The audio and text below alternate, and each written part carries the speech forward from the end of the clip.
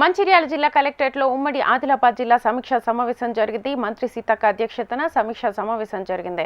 ఈ సమావేశంలో ఎమ్మెల్యేలు కొకిరాల ప్రేమ్ సాగర్ రావు, వినోద్, రామారావు, పటేల్, ఎమ్మెల్సీలు కొమరయ్య, దండే విఠల్, 4 జిల్లాలకు చెందిన కలెక్టర్లు, అధికారులు హాజరయ్యారు. వరిధాన్యం కొనుగోలు, ఇందిరమ్మ ఇల్లు, భూభారతి, వానాకాలం పంట సన్నద్ధతపై అధికారులతో చర్చించారు. లబ్ధిదారుల ఎంపిక, పథకాల అమలులో అలసత్వం వహిస్తే చర్యలు తప్పవని అధికారులను మంత్రి సీతక్క హెచ్చరించారు.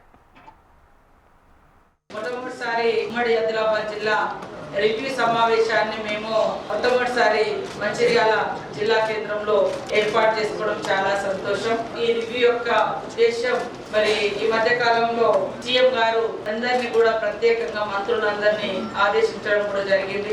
పాడి ఏ రకమైనటువంటి ప్రొక్యూర్మెంట్ జరిగింది, వాటి స్టేటస్ ఏంది, అదే విధంగా తడిసిన ధాన్యము, వాటికి కారణాలు, మరి కొనుగోలు రైతులకు మనం ఏ రకమైనటువంటి భరోసా ఇవ్వాలి, ఈ అంశాన్ని మేము ప్రథమ ఎజెండాగా పెట్టుకోవడం జరిగింది. దానితో పాటు భూభారతి చట్టాన్ని కూడా కొత్తగా ధరణి స్థానంలో భూభారతి చట్టాన్ని తీసుకొచ్చి ఈరోజు రైతుల కన్నీళ్లు తుడుస్తూ రైతులు తలెత్తుకొని తమ భూమిలో తాము స్వేచ్ఛగా దున్నుకునే విధంగా భూభారతి చట్టం ఉంది. గతంలో అయితే ధరణి తీసుకొచ్చినప్పుడు ఇంకా పట్టా ఎవరికుంటే వాళ్ళదే అన్నట్టు ఉండే, కానీ అమ్ముకొని పోయినటువంటి వాళ్ళ పేరు మీద కూడా పట్టా ఉంటే తిరిగి అదే వ్యక్తి వచ్చి అమ్ముకున్న స్థలం మీదనే ఆ పట్టా చూపించి భూములు కబ్జా చేయడము.